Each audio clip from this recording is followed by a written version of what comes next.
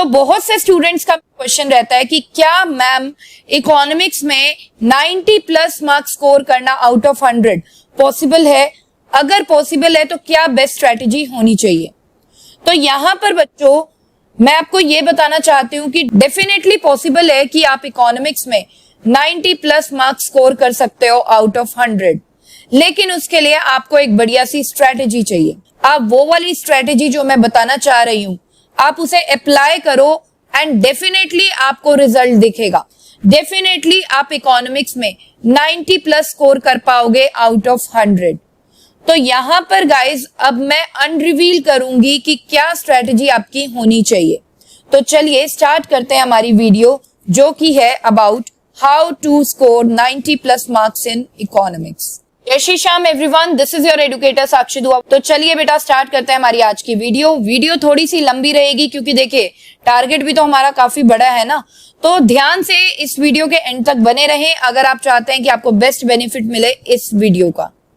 देखिए बेटा, सबसे पहले तो आपको ये पता होना चाहिए कि इकोनॉमिक्स में सीबीएसई के बोर्ड रिजल्ट के टाइम पर क्या वेटेज दी गई है। देखिए सीबीएसई में इकोनॉमिक्स की वेटेज है 100 मार्क्स।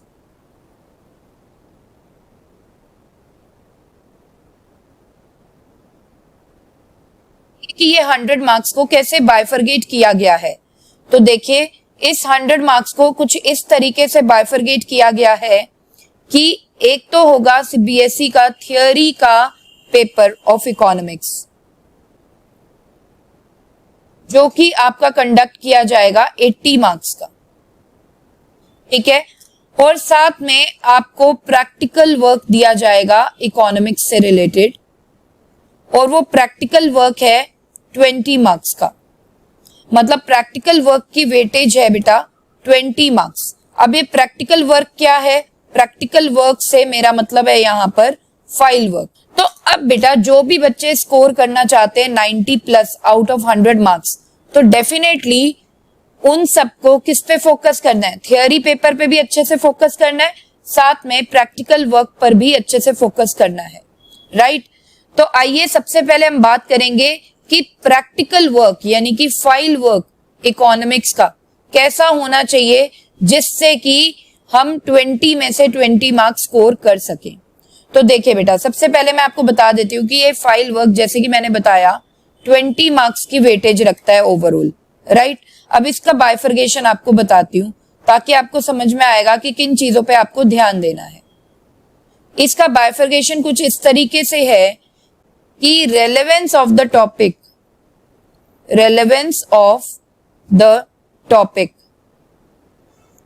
के है बेटा 3 मार्क्स, कंटेंट के हैं 6 मार्क्स, प्रेजेंटेशन के हैं आपके 3 मार्क्स एंड वाइवा के हैं बेटा 8 मार्क्स, ठीक है। तो देखिए रेलेवेंस ऑफ द टॉपिक मतलब कि आपने जो टॉपिक सेलेक्ट किया है वो कितना बढ़िया टॉपिक सेलेक्ट किया है, ठीक है। तो मेक श्योर कि आप जो भी टॉपिक सेलेक्ट कर रहे हो वो आपका यूनिक होना चाहिए। कई बार मैंने देखा है कि बच्चे जो टॉपिक सेलेक्ट कर रहे हैं ना वो सेम टॉपिक कम से कम 15 स्टूडेंट्स ने ले रखा है क्लास में। तो इस तरीके से नहीं होना चाहिए बेटा। आपका जो टॉपिक है वो कम से कम 2 या 3 स्टूडेंट से मैच कर रहा है वो तो चलेगा, लेकिन बहुत ज्यादा सबसे ही मैच कर रहा है, 15 स्टूडेंट से मैच कर रहा है, वो नहीं चलेगा। आप जो टॉपिक सेलेक्ट कर रहे हैं वो थोड़ा सा यूनिक होना चाहिए, ठीक है। अपडेटेड टॉपिक होना चाहिए जिसमें आप आज का रियल लाइफ से रिलेटेड भी चीजें डाल सको। तो आपका टॉपिक आपने जो सेलेक्ट किया है वो कितना बढ़िया किया है इस पे डिपेंड करते हैं आपके 3 मार्क्स। दूसरा है आपका कंटेंट। कंटेंट मतलब आप जो भी थियरी वगैरह लिख रहे हो अपने फाइल वर्क में, अपने फाइल में जो भी चीजें आप लिखते हो पर्टिकुलर टॉपिक से रिलेटेड जो आपने सेलेक्ट किया है, ठीक है। तो मेक श्योर आप जो भी कंटेंट लिखोगे बेटा वो आपको अच्छे से समझ में आना चाहिए। समझ में क्यों आना चाहिए? क्योंकि कंटेंट का लिंक यहाँ पे वाइवा से भी है। बाद में बेटा आपको यही कंटेंट से रिलेटेड ओरल टेस्ट लिया जाएगा जिसे हम वाइवा बोलते हैं, और उस पर आपके 8 मार्क्स डिपेंड करेंगे। और कंटेंट आपको बढ़िया लेना है, ठीक है। कंटेंट कुछ ऐसा लो जिसमें डायग्राम्स वगैरह बन सके, कुछ न्यूमेरिकल्स हो, राइट। और मैंने जनरली देखा है कि बच्चे ना फाइल को 10 पेजेस में कवर अप कर देते हैं। ऐसा नहीं होना चाहिए बेटा, कम से कम 40 to 50 पेजेस की फाइल होनी चाहिए, और जो कंटेंट है वो लॉजिकल कंटेंट होना चाहिए। इस पे आप लोगों को फोकस करना है। आपके कंटेंट के ऊपर 6 मार्क्स डिपेंड करेंगे, okay. Next is presentation. Presentation में आपकी राइटिंग आ जाएगी, ठीक है। आपने कैसे प्रेजेंट किया है अपने कंटेंट को थ्रू योर राइटिंग, वो आ जाएगा। दूसरा ये आएगा कि आपने कैसी शीट्स यूज की हैं। I would recommend you to use coloured sheets to write the content, ठीक है। आपने पेन्स वगैरह कैसे यूज किए हैं, कलरफुल पेन्स यूज करो बेटा, ठीक है। और जिनकी ड्राइंग अच्छी है तो वो कुछ ना कुछ ड्रॉ करो, आर्ट एंड क्राफ्ट अगर पॉसिबल है उसके अंदर तो वो दिखाओ। तो इससे क्या होगा, आपकी प्रेजेंटेशन भी अच्छी होगी। तो प्रेजेंटेशन पे जो अच्छे से फोकस करेगा उससे आराम से 3 मार्क्स मिलेंगे। तो ये तो था फाइल वर्क के बारे में। तो जो भी आप फाइल बनाओगे इन सारी चीजों को आपने ध्यान में रखते हुए बनाना है। तो चलिए अब हम बात करेंगे बेटा थियरी पेपर के बारे में। थियरी पेपर जैसे कि मैंने आपको बताया ये 80 मार्क्स का होगा, ठीक है। इन 80 मार्क्स के लिए आपको जो टाइम दिया जाएगा वो दिया जाएगा बेटा 3 hours and 15 minutes, okay.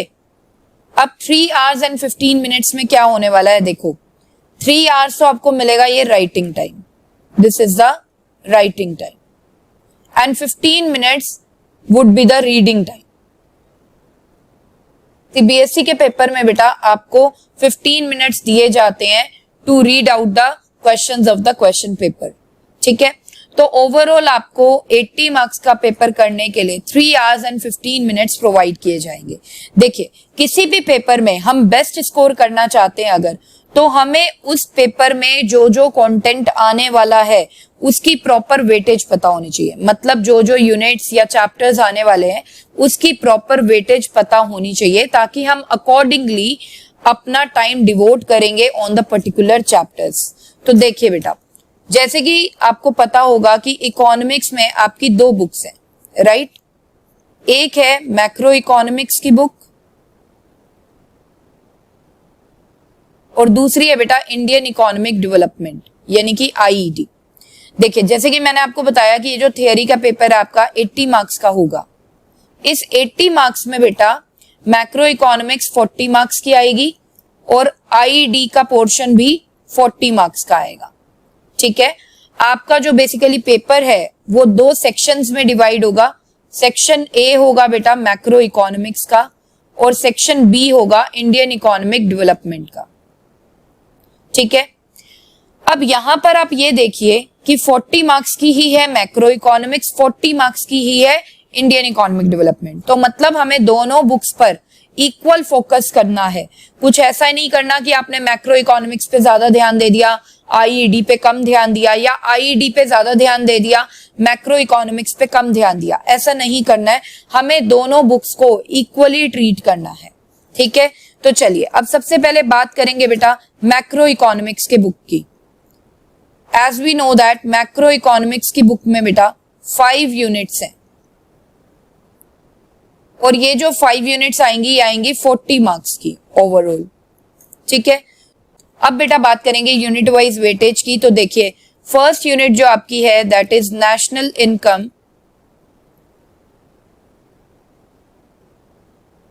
And related aggregates.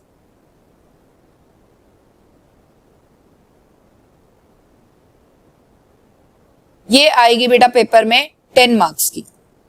Next unit जो है money and banking, money and banking, ये आएगी 6 मार्क्स की। उसके बाद जो यूनिट है बेटा डिटर्मिनेशन ऑफ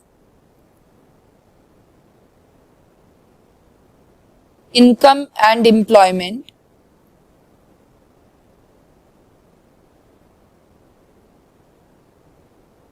ये आएगी बेटा 12 मार्क्स की। इसके बाद गवर्नमेंट बजट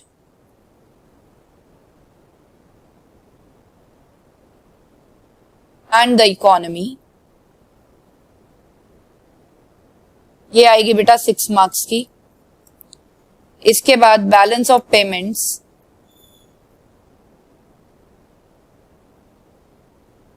ये आएगी बेटा 6 मार्क्स की। तो ये ओवरऑल आपके 40 मार्क्स बनते हैं टोटल। तो देखिए सबसे ज्यादा वेटेज जिस यूनिट की है वो है determination of income and employment which is 12 marks, और उसके बाद सेकंड हाईएस्ट वेटेज है national income and related aggregates की, जो की है 10 मार्क्स। मतलब अगर आप ये 2 यूनिट्स प्रिपेयर कर लेते हैं तो आपके 22 मार्क्स तो बेटा पक्के हो गए सीबीएसई बोर्ड एग्जाम में। So I would recommend you to do national income and related aggregates and determination of income and employment first, okay, and then do the money and banking, government budget and balance of payments. और वैसे भी बेटा national income and determination of income and employment का unit थोड़ी सी लेंदी है, इन दोनों units को करते थोड़ा टाइम लगेगा, ठीक है। पेशेंस रख के ये यूनिट्स प्लीज अपनी प्रिपेयर करना, यहाँ पे टाइम जरूर लगेगा, लेकिन आप देखिए आगे स्कोर भी बहुत ज्यादा है इन दोनों का, इन दोनों की वेटेज भी बहुत ज्यादा है। फिर बेटा money and banking, government budget and balance of payments, ये जो यूनिट्स हैं ये आपकी बहुत जल्दी प्रिपेयर हो जाएंगी, छोटी छोटी यूनिट्स हैं और 6 मार्क्स की हैं, तो उसके बाद आप ये कर लीजिएगा। लेकिन पहले आपको कौन सी करनी है, सबसे पहले national income and related aggregates, उसके बाद determination of income and employment, ठीक है। सो बहुत से बच्चों को वेटेज ही नहीं पता होती है, सोच लेंगे बस नेशनल इनकम टिपिकल लग रही है छोड़कर चले जाते हैं, ये नहीं करते। National income and related aggregate, determination of income and employment typical लग रहा है, नहीं छोड़ देते हैं, इसको नहीं करके जाएंगे। तो ये ऐसी गलती नहीं करनी है बेटा, इनकी वेटेजेस ज्यादा है, ठीक है, तो इनको अच्छे से प्रिपेयर करो। अगर ये यूनिट्स डिफिकल्ट लग रही हैं आपको तो इनकी वीडियोस हमारे चैनल पर अवेलेबल हैं, आप जल्दी से जाकर हमारे चैनल पर जो भी वीडियोस हैं उसे चेकआउट कर सकते हैं, ठीक है। चलिए ये तो थी मैक्रो इकोनॉमिक्स की बात। अब हम बात करेंगे बेटा आईईडी की, that is Indian economic development. तो इसमें चैप्टर 1 जो की है Indian economy on the eve of independence, and chapter 2 जो की है Indian economy 1950 to 1990, and chapter 3 जो की है इकोनॉमिक रिफॉर्म्स और यू कैन से एलपीजी। ये तीनों चैप्टर की कंबाइंड वेटेज गिवन है बेटा, सेपरेटली वेटेज गिवन नहीं है, तीनों चैप्टर्स की वेटेज है 12 मार्क्स, ओके। फिर बात करेंगे हम chapter 4 human capital formation, human capital formation, chapter 5 rural development,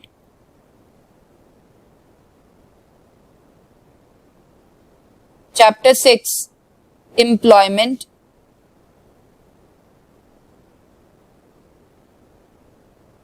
chapter 7 environment and sustainable development, environment and sustainable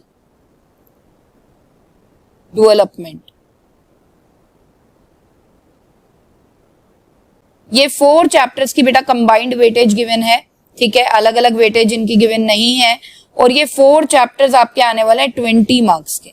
सोचो 4 चैप्टर्स प्रिपेयर करके आप अपने आराम से 20 मार्क्स प्रिपेयर कर सकते हो सीबीएसई बोर्ड के।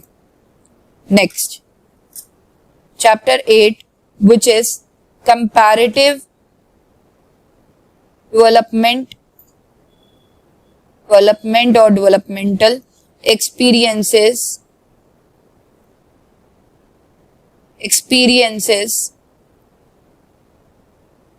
of India with its neighbors।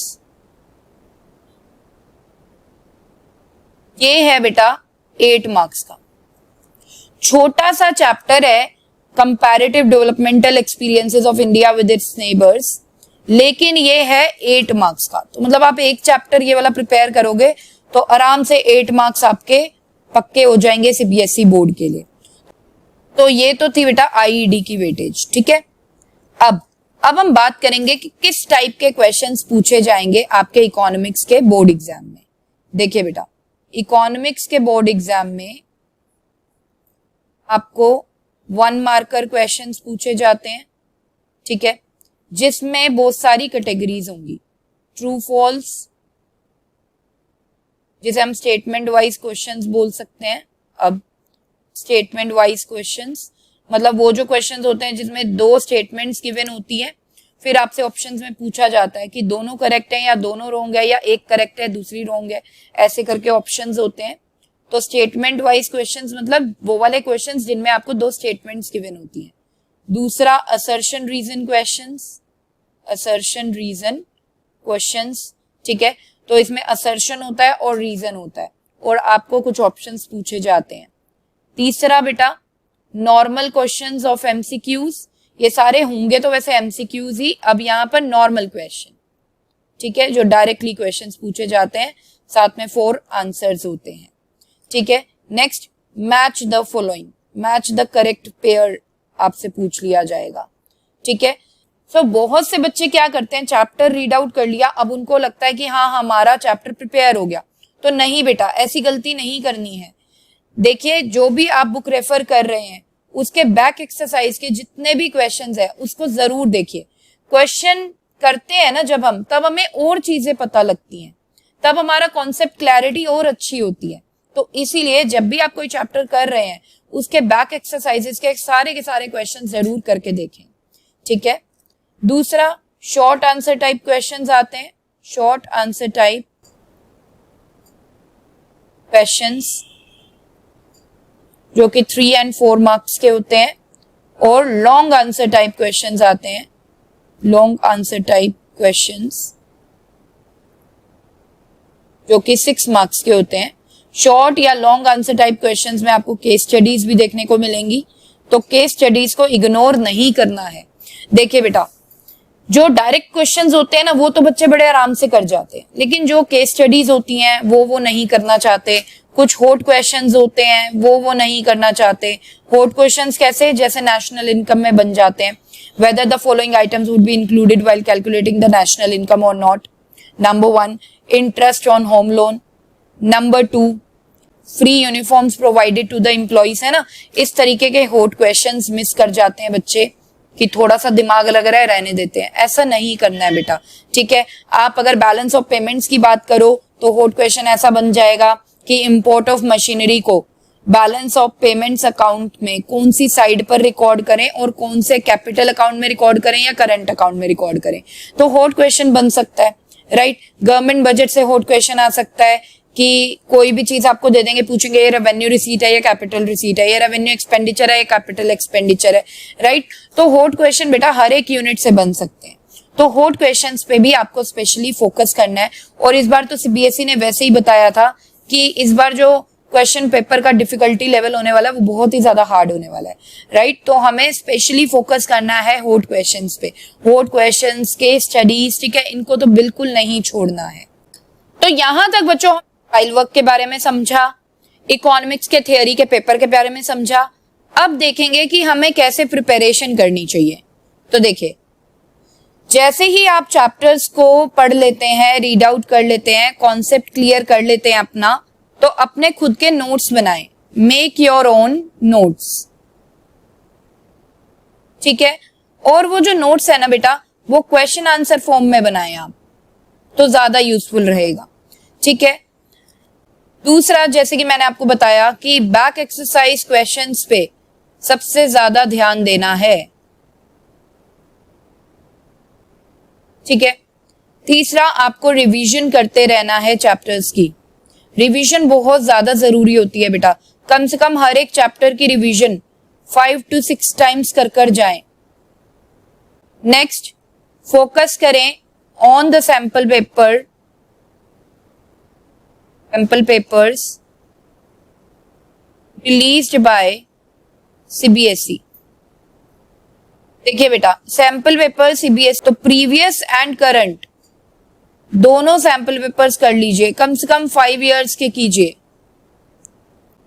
Next, focus on previous year question papers, previous years question papers. बेटा प्रीवियस ईयर्स के एटलीस्ट 5 ईयर्स के जो भी सीबीएसई के क्वेश्चन पेपर्स है वो जरूर गो थ्रू करिए, क्योंकि majority of the questions repeat होते हैं। ठीक है, तो focus on previous year question paper, sample paper release by CBSE. ठीक है, और रिवीजन पे फोकस करिए, बैक एक्सरसाइज क्वेश्चन जरूर देखिए और अपने खुद के नोट्स बनाइए। और साथ में और किस चीज पे ध्यान देना है कि टेस्ट जरूर दें। बेटा टेस्ट एक वे होता है अपने आप को एनालाइज करने का कि मेरी प्रिपरेशन कहाँ तक है। ठीक है, तो अपनी मिस्टेक्स भी आपको पता लगती हैं जब आप टेस्ट देते हो। मैंने जनरली बच्चों को देखा कि वो टेस्ट नहीं देना चाहते, जिस दिन ट्यूशन पर टेस्ट होगा तो ट्यूशन क्लास अटेंड ही नहीं करेंगे। तो ऐसा मत करें, टेस्ट दें ताकि आपको पता लगे कि कहाँ पर आपकी प्रिपरेशन पहुंची है और किन चीजों पे आपको ध्यान देना है अगर आपको बढ़िया स्कोर करना है तो यहाँ पर गाइज आई होप आपको ये टिप्स एंड ट्रिक्स अच्छी लगी होंगी। अगर आपको कोई भी डाउट है तो आप हमें कमेंट सेक्शन में पूछ सकते हैं। तो यहाँ पर आई होप गाइज आपको ये सेशन अच्छा लगा होगा। If you feel the same then please like the video and subscribe the channel if you are new to our channel. So यहाँ पर सेशन को एंड करना चाहूंगी। मिलते हैं हमारे नेक्स्ट सेशन में। Till then bye bye, take care, जय Shri Shyam and all the best for your preparation.